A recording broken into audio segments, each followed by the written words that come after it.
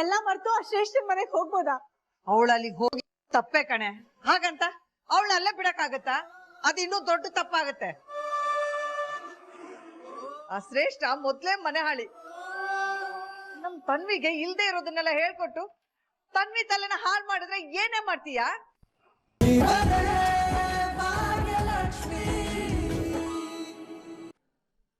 ಭಾಗ್ಯ, ಯಾಕೆ ಹೀಗೆ ಹಠ ಮಾಡ್ತಿದ್ಯಾ? ಇದು ಹಠ ಅಲ್ಲಮ್ಮ, ನನ್ ಮನ್ಸಿಗಾಗಿರೋ ನೋವು. ಹಾಗಂತ ಅವಳನ್ನ ಅಲ್ಲೇ ಬಿಡಕ್ಕಾಗತ್ತೇನೆ? ಅವಳೇನೋ ಚಿಕ್ಕವಳು ತಪ್ಪು ಮಾಡಿದಾಳೆ, ಅದಕ್ಕೆ ನೀನು ತಪ್ಪು ಮಾಡ್ತೀಯಾ? ಏನ್ ತಪ್ಪು ಮಾಡಿದ್ನಮ್ಮ?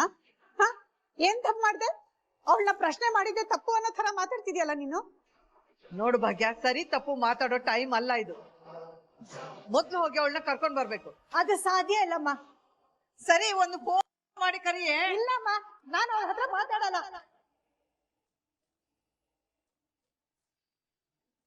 ಅಲ್ವೇ, ಅವಳು ಎಲ್ಲಿದ್ದಾಳೆ ಅಂತ ನಿನಗೆ ಗೊತ್ತಿದ್ದು ನೀನು ಅವಳನ್ನ ಕರ್ಕೊಂಡ್ ಬರಕ್ ಹೋಗ್ಲಿಲ್ಲ. ಅವಳಿಗೆ ಒಂದು ಫೋನು ಮಾಡ್ಲಿಲ್ಲ ಅಂದ್ರೆ ಅವಳು ನಿನ್ ಬಗ್ಗೆ ಏನ್ ಯೋಚನೆ ಮಾಡಲ್ಲ ಹೇಳು? ಅಮ್ಮನಿಗೆ ನನ್ ಮೇಲೆ ಪ್ರೀತಿ ಇಲ್ಲ ಅನ್ನೋ ಭಾವನೆ ಅವಳಿಗೆ ಬರಲ್ವಾ? ನೀನು ಹೊಡೆದಿ ಅಂತ ಮೊದ್ಲೇ ಬೇಜಾರ್ ಮಾಡ್ಕೊಂಡಿದ್ದಾಳೆ. ಈಗ್ಲೂ ನಮ್ಮಮ್ಮ ನನ್ನನ್ನ ಕಡೆಗಣಿಸ್ತಿದ್ದಾಳಂತ ಅವಳಿಗೆ ಬೇಜಾರಾಗಲ್ವಾ? ನೋವಾಗಿರೋದು ಅವಳು ಒಬ್ಳಿಗೆ ಅಲ್ಲಮ್ಮ, ನನಗೂ ನೋವಾಗಿದೆ. ಖಂಡಿತ ನನಗೇನು ಅವಳ ಮೇಲೆ ಕೋಪ ಇಲ್ಲ, ಆದ್ರೆ ಅವಳು ಅಲ್ಲಿಗೆ ಹೋದ್ಲಲ್ಲ, ಅದೇ ನನಗ್ ಬೇಜಾರು. ನನಗೆ ಈಗ್ಲೂ ನಂಬಕ್ಕಾಗ್ತಿಲ್ಲಮ್ಮ. ನನ್ನ ಬಂಗಾರಿ, ನಾನು ಹೆತ್ತ ಮಗಳು ಅಲ್ಲಿಗೆ ಹೋಗಿದ್ದಾಳೆ ಅಂದ್ರೆ ನಿಜವಾಗ್ಲೂ ನನ್ನ ಕೈಯಲ್ಲಿ ಈಗ್ಲೂ ನಂಬಕ್ಕಾಗ್ತಿಲ್ಲ. ಅಲ್ವೇ, ಮಕ್ಕಳವು ಅಪ್ಪನ ಹತ್ರ ಬೇಜಾರಾದ್ರೆ ಅಮ್ಮನ ಹತ್ರ ಬರ್ತಾರೆ, ಅಮ್ಮನ ಹತ್ರ ಬೇಜಾರಾದ್ರೆ ಅಪ್ಪನ ಹತ್ರ ಹೋಗ್ತಾರೆ. ಇದು ಜಗತ್ತಿನ ನಿಯಮನೇ ಅಲ್ವಾ? ಅದಕ್ಕೆ ಇಷ್ಟೊಂದು ಯೋಚನೆ ಮಾಡೋದು ಏನೇ ಇದೆ? ಯೋಚನೆ ಮಾಡೋದಿದೆ ಅಮ್ಮ. ಅಲ್ಲಿ ಅವಳ ಅಪ್ಪ ಮಾತ್ರ ಇಲ್ಲ ತಾನೆ, ಆ ಶ್ರೇಷ್ಠನೂ ಇರ್ತಾಳೆ. ಆ ಶ್ರೇಷ್ಠ ಏನೇನ್ ಮಾಡಿದಾಳೆ ಅಂತ ಎಲ್ಲ ಗೊತ್ತಿದ್ದು ಹೇಗಮ್ಮ ಅವಳು ಅಲ್ಲಿಗೆ ಹೋದ್ಲು? ನಾನು ಅವಳಿಗೆ ಒಂದೇ ಒಂದು ಏಟ್ ಕೊಟ್ಟೆ ಅನ್ನೋ ಕಾರಣಕ್ಕೆ ಅವಳು ನನಗೆ ಇಷ್ಟು ದೊಡ್ಡ ಏಟ್ ಕೊಡ್ಬೋದಮ್ಮ? ಎಲ್ಲ ಮರ್ತು ಆ ಶ್ರೇಷ್ಠ ಮನೆಗೆ ಹೋಗ್ಬೋದಾ? ಅವಳು ಅಲ್ಲಿಗೆ ಹೋಗಿ ತಪ್ಪೇ ಕಣೆ. ಹಾಗಂತ ಅವಳನ್ನ ಅಲ್ಲೇ ಬಿಡಕ್ಕಾಗತ್ತಾ? ಅದಿನ್ನೂ ದೊಡ್ಡ ತಪ್ಪಾಗತ್ತೆ.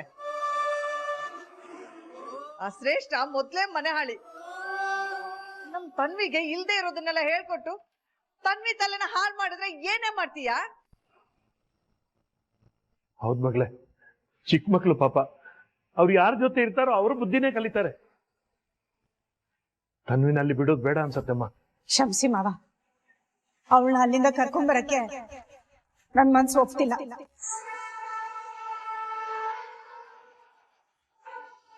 ಯಾಕೆ ಇಷ್ಟೊಂದು ಹಠ ಮಾಡ್ತಿದ್ಯಾ? ಇದೊಂದ್ಸಲ ಹೋಗಿ ಕರ್ಕೊಂಡ್ ಬಾರೆ, ಆಮೇಲೆ ಅವಳು ಹೋಗ್ತಾ ಇರೋ ನೋಡ್ಕೊಳ್ಳೋಣಂತೆ. ಅಮ್ಮ ಬಲವಂತವಾಗಿ ಕಟ್ ಹಾಕೋದ್ರಿಂದ ಯಾವ ಪ್ರಯೋಜನನೂ ಇಲ್ಲ ಅಮ್ಮ, ಅರ್ಥ ಮಾಡ್ಕೊ. ಹಾಗಂತ ಅವಳನ್ನ ಇಷ್ಟ ಬಂದಾಗ ಇರಕ್ ಬಿಡ್ತೀಯಾ?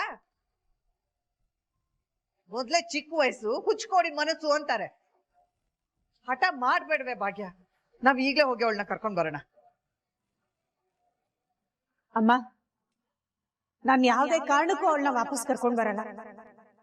ಇದೇ ನನ್ ಕೊನೆ ನಿರ್ಧಾರ.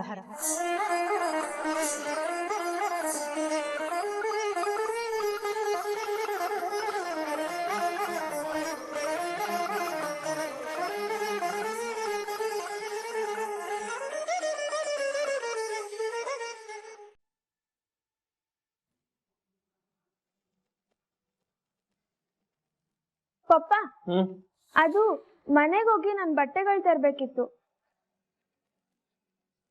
ತನ್ವಿ, ಅಷ್ಟಕ್ಕೆಲ್ಲ ಮನೆಗೆಲ್ಲ ಹೋಗೋ ಅವಶ್ಯಕತೆ ಇಲ್ಲ. ನಾನು ನಿಂಗೆಲ್ಲ ಹೊಸ ಬಟ್ಟೆ ತೆಕ್ಕೊಡ್ತೀನಿ.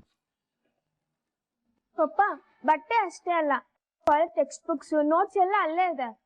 ಅಯ್ಯೋ ಪುಟ, ನನಗೆ ಟೈಮೂ ಇಲ್ಲ, ಆಮೇಲೆ ಮನೆ ನೋಡೋದಕ್ಕೆ ಮನ್ಸೂ ಇಲ್ಲ. ತಂದಿ ಪುಟ, ನಾನ್ ನಿನ್ ಜೊತೆಲಿ ಬರ್ಬೋದಿತ್ತು ಅಂದ್ರೆ ತಂದಿ, ನಿಮ್ಮಮ್ಮ ಮತ್ತೆ ನಿಮ್ಮ ಅಜ್ಜಿ ನನ್ ಜೊತೆಲಿ ಜಗಳ ಆಡ್ತಾರೆ, ನನಗ್ ಶಾಪ ಹಾಕ್ತಾರೆ.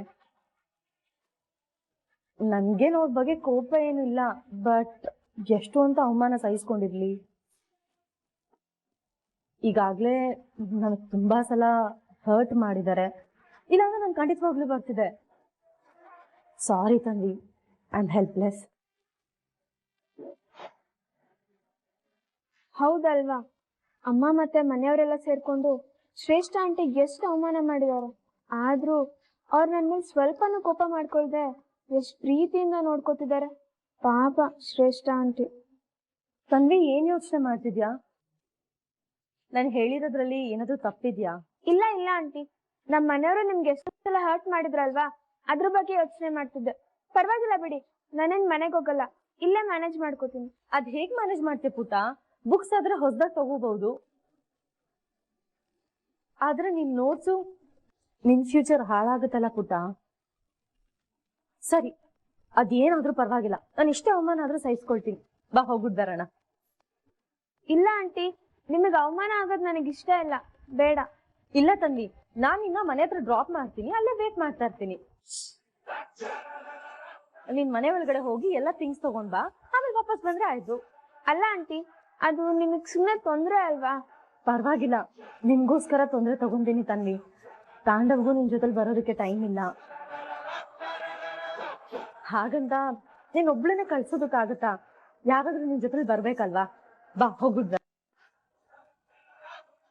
ಶ್ರೇಷ್ಠ ಯಾಕೆ ಈ ತರ ಆಡ್ತಿದ್ದಾಳೆ? ನಿಜವಾಗ್ಲೂ ಇವಳು ಬದಲಾಗಿದ್ದಾಳ ಅಥವಾ ಬದಲಾಗಿ ಆಕ್ಟ್ ಮಾಡ್ತಿದ್ದಾಳ?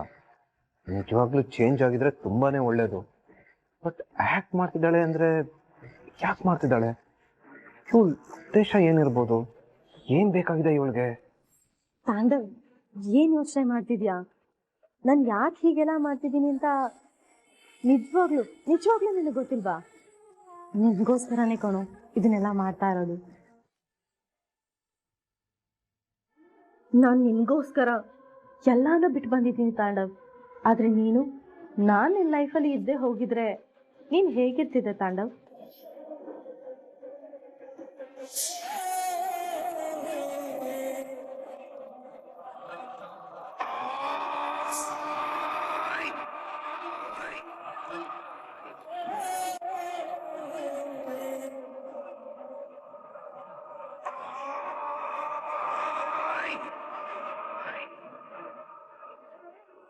ಒಂದ್ ವೇಳೆ ನೀನ್ ನನ್ನ ಲೈಫಲ್ಲಿ ಇದ್ದೇ ಹೋಗಿದ್ರೆ ನನ್ನ ಲೈಫ್ ಹೇಗಿರ್ತಿತ್ತು ತಾಂಡವ್? ನನ್ ಒಂಟಿ ಆಗಿರ್ಬೇಕಾಗ್ತಿತ್ತು. ನಮ್ಮಪ್ಪ ಅಮ್ಮ ನನ್ನ ಖಂಡಿತ ಒಪ್ಕೊಳ್ತಿರ್ಲಿಲ್ಲ. ಈ ಸಮಾಜ ನನ್ನ ಹೇಗ್ ಟ್ರೀಟ್ ಮಾಡುತ್ತೆ ಅಂತ ನೆನ್ಸ್ಕೊಂಡ್ರು ಕಷ್ಟ ಆಗುತ್ತೆ ತಾಂಡವ್. ನೀನ್ ಇಲ್ದೆ ನನ್ನ ಲೈಫ್ ಹೇಗಿರುತ್ತೆ ಅಂತ ಇಮ್ಯಾಜಿನ್ ಮಾಡ್ಕೊಂಡ್ರು ತುಂಬಾ ಭಯ ಆಗುತ್ತೆ. ನೀನ್ ಎಕ್ಸ್ ವೈಫ್ ಭಾಗ್ಯ ಮತ್ತೆ ನೀನ್ ಕೆಲಸ ಮಾಡ್ತಿರೋ ಕಂಪ್ನಿಲೇ ಕೆಲ್ಸಕ್ಕೆ ಸೇರ್ಕೊಂಡಿದ್ದಾಳೆ. ನೀವಿಬ್ರು ಒಟ್ಟಿಗೆ ಕೆಲಸ ಮಾಡ್ತೀರಾ, ಒಟ್ಟಿಗೆ ಕಾಲ ಕಳೀತೀರಾ. ಹೀಗೆ ಕೆಲಸ ಮಾಡ್ತಾ ಮಾಡ್ತಾ ಮತ್ತೆ ನೀವಿಬ್ರಿಗೂ ಪ್ರೀತಿ ಶುರುವಾಗುತ್ತೆ, ಒಟ್ಟಿಗೆ ಬದುಕ್ಬೇಕು ಅನ್ಸುತ್ತೆ. ಅವಾಗ ಹೊಸ ಬದುಕನ್ನ ಶುರು ಮಾಡ್ತೀರಾ.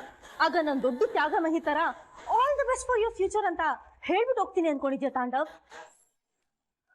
ನೋ ಬೇ, ಬೇರೆ ಫ್ಯೂಚರ್ಗೋಸ್ಕರ ನನ್ ಬಾಳ್ನ ಬಲಿ ಕೊಡೋಷ್ಟು ತ್ಯಾಗಿ ನಾನಲ್ಲ. ನನಗ್ ಬೇಕಾಗಿರೋದನ್ನ ಕಷ್ಟಪಟ್ಟಾದ್ರೂ ಸರಿ ಪಡ್ಕೊಂಡು ಖುಷಿಯಾಗಿರೋಳು ಇಷ್ಟೇ. ನನ್ ಖುಷಿಗೆ ಅಡ್ಡ ಬರೋರ್ನ ಯಾರ್ನು ನಾನ್ ಸುಮ್ಮನೆ ಬಿಡಲ್ಲ. ಬಾಲ ತುಳ್ದವ್ರನ್ನ ಹಾಕ್ ಕ್ಷಮಿಸ್ಬೋದು, ಆದ್ರೆ ನನ್ನ ಬಾಳ್ನ ಹಾಳ್ ಮಾಡಕ್ ಬಂದವ್ರನ್ನ ನಾನು ಕ್ಷಮಿಸೋದಿಲ್ಲ. ಭಾಗ್ಯ, ಈಗ ನಿನ್ ಮಗಳು ತನ್ನಿಯಿಂದ ನಿನ್ನ ದೂರ ಮಾಡಿದೀನಿ. ಮುಂದೆ ನನ್ ತಾಂಡವ್ ಆಫೀಸಿಂದನೂ ನಿನ್ನ ಹೊರಗಡೆ ಹಾಕ್ತೀನಿ. ನಿನ್ ಫ್ಯಾಮಿಲಿಯಿಂದನೂ ನಿನ್ನ ದೂರ ಆಗೋ ತರ ಮಾಡ್ತೀನಿ. ನೀನು ನನ್ನ ಹಾಗೆ ಒಂಟಿಯಾಗಿ ಬದುಕ್ಬೇಕು. ಯಾರು ನೀನು ಒಪ್ಕೋಬಾರ್ದು. ಯಾರ ಬಾಯಲ್ಲೂ ನಿನ್ ಬಗ್ಗೆ ಒಳ್ಳೆ ಮಾತು ಬರಬಾರ್ದು. ಅಲ್ಲಿವರೆಗೂ ನನ್ ಯುದ್ಧ.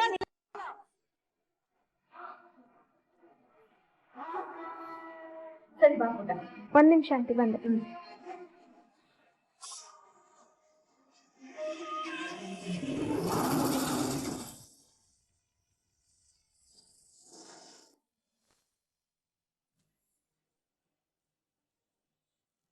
ಹಲೋ ಭಾಗ್ಯ. ಅವರೇ ಬನ್ನಿ ಕೂತ್ಕೊಳ್ಳಿ. Good morning. Good morning. ಹೇಗಿದೆ ಹೊಸ ಆಫೀಸು? ಕೆಲಸ ಎಲ್ಲ ಹೇಗೆ ನಡೀತಾ ಇದೆ? ಎಲ್ಲ ಸದ್ಯಕ್ಕೆ ಚೆನ್ನಾಗೇ ಇದೆ ಆದಿಯವರೇ. ಹೋಗ್ತಾ ಇನ್ನೊಂದಷ್ಟು ಸುಮಾರು ವಿಷಯಗಳು ಗೊತ್ತಾಗ್ಬೇಕಾಗಿದೆ. ಈ ಹೊಸ ಮನೆಗೆ ಹೋದಾಗ ಎಲ್ಲದೂ ಅನುಕೂಲವಾಗಿದೆ ಅಂತ ಅನ್ಸುತ್ತಲ್ಲ, ಹಾಗೆ ಸದ್ಯಕ್ಕೆಲ್ಲ ಚೆನ್ನಾಗಿದೆ.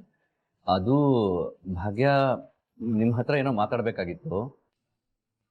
ಅದು ಅಲ್ಲ ದೇವ್ರೆ, ಅವತ್ತು ನೀವು ನನಗೆ ಹೇಳ್ತಾ ಇದ್ರಿ ಮಾತಿನ ಮೊದ್ಲು ಮಾತಿನ ಕೊನೆಯಲ್ಲಿ ಯಾವಾಗ್ಲೂ ಅದು ಅದು ಅಂತ ಹೇಳ್ತಿರ್ತೀರಾ ಅಂತ.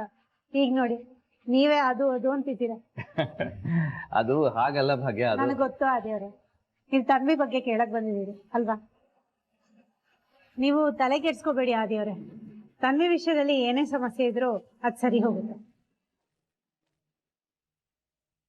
ಸರಿ ಭಾಗ್ಯ, ಹಾಗೆ ನಿಮ್ಮ ಹತ್ರ ಇನ್ನೊಂದು ವಿಷಯ ಮಾತಾಡಬೇಕಾಗಿತ್ತು. ಇಲ್ಲಿ ಫೈನಾನ್ಸ್ ಡಿಪಾರ್ಟ್ಮೆಂಟ್ಗೆ ಒಬ್ರು ಮ್ಯಾನೇಜರ್ನ ತಗೋಬೇಕು ಅನ್ಕೋತಾ ಇದ್ದೀವಿ. ನಿಮ್ಗೇನ್ ಅನ್ಸುತ್ತೆ? ಅರೆ ನನ್ನ ತಲೆಯಲ್ಲೂ ಅದೇ ಇತ್ತು, ಹೇಳಿದ್ರಿ. ಹೌದಾ? ನಿಮ್ಗೆ ಓಕೆನಾ ನಾವಿಲ್ಲಿ ಬೇರೆ ಯಾರನ್ನಾದ್ರೂ ಹೈರ್ ಮಾಡಿದ್ರೆ? ಅಯ್ಯೋ ದೇವ್ರೆ, ಇದೇನಿದ್ ಹೀಗೆ ಕೇಳ್ತಿದ್ರಿ? ಇದು ನೀವ್ ನಡೆಸ್ತಾ ಸಂಸ್ಥೆ, ನಿಮ್ಗೆ ಯಾರು ಸರಿ ಅಂತ ಅನ್ಸುತ್ತೋ ಅವ್ರನ್ನ ಹೈರ್ ಮಾಡ್ಬೋದು. ಆದ್ರೂ ಈ ಸಂಸ್ಥೆನ ಮುನ್ನಡೆಸ್ತಾ ಇರೋರು ನೀವೇ ಅಲ್ವಾ ಭಾಗ್ಯ? ಹೌದು ದೇವ್ರೆ, ಆದ್ರೆ ಯಾವ್ದು ಸರಿ ಯಾವ್ದು ತಪ್ಪು ಅಂತ ನನ್ಕಿಂತ ಚೆನ್ನಾಗಿ ನಿಮಗ್ ಗೊತ್ತಿದೆ ಅಲ್ವಾ. ಹಾಗಾಗಿ ನೀವೇ ನಿರ್ಧಾರ ತಗೊಳ್ಳಿ. ಯಾರನ್ನಾದ್ರೂ ಫೈನಾನ್ಸ್ ಡಿಪಾರ್ಟ್ಮೆಂಟ್ಗೆ ಹೈರ್ ಮಾಡಿದ್ರೆ ಒಳ್ಳೇದು ಅಂತ ಮಾತ್ರ ನನ್ಗನ್ಸುತ್ತೆ. ಸರಿ, ಹಾಗಾದ್ರೆ ನಾನು ಒಬ್ಬರನ್ನ ಕರೆಸ್ತೀನಿ. ಅವ್ರನ್ನ ಇಂಟರ್ವ್ಯೂ ಮಾಡಿ ಓಕೆನಾ ಅಂತ ನನಗೆ ಹೇಳಿ. ನಾನ್ ಇಂಟರ್ವ್ಯೂ ಮಾಡ್ಬೇಕಾ? ಎಸ್, ನೀವೇ ತಾನೇ MD, ಅದಕ್ಕೆ ನೀವೇ ಇಂಟರ್ವ್ಯೂ ಮಾಡಬೇಕು. ಸರಿ, ಆದ್ರೆ ಇಂಟರ್ವ್ಯೂಗೆ ಬರ್ತಾ ಇರೋದು ಯಾರು? ಯಾರು ಅಂತ ನನಗೆ ಗೊತ್ತಿಲ್ಲ, ಬಟ್ ಕನಿಕಾ ಸಜೆಸ್ಟ್ ಮಾಡಿರೋದು. ಕನಿಕಾ ರೆಫರ್ ಮಾಡಿದಾಳೆ ಅಂದ್ಮೇಲೆ ಇಂಟರ್ವ್ಯೂ ಎಲ್ಲ ಯಾಕೆ ದೇವ್ರೆ? ಅವಳು ಪರ್ಫೆಕ್ಟ್ ಆಗಿ ಸೆಲೆಕ್ಟ್ ಮಾಡಿರ್ತಾಳೆ. ಯಾಕಂದ್ರೆ ಕನ್ನಿಕಾ ಯಾವಾಗ್ಲೂ ಅಳ್ದು ತೂಗಿ ಯೋಚನೆ ಮಾಡ್ತಾಳೆ. ಕನ್ನಿಕಾ ಹೇಳ್ಬಿಡಿ, ಅವಳು ಯಾರನ್ನ ಸಜೆಸ್ಟ್ ಮಾಡಿದಾಳೋ ಅವರು ಇಮಿಡಿಯೇಟ್ ಆಗಿ ಬಂದು ಜಾಯಿನ್ ಆಗ್ಬೋದು ಅಂತ. ಹೌದಾ? Are you sure? ಖಂಡಿತ ದೇವ್ರೆ, ಬೇಕಾದ್ರೆ ಈಗ್ಲೇ ಕನ್ನಿಕಾಗ್ ಫೋನ್ ಮಾಡಿ ಹೇಳ್ಬಿಡಿ. ಹೌದಾ? ಹಾಗಾದ್ರೆ ನಾನು ಕನಿಕಾ ಕಾಲ್ ಮಾಡ್ತೀನಿ. ಸರಿ.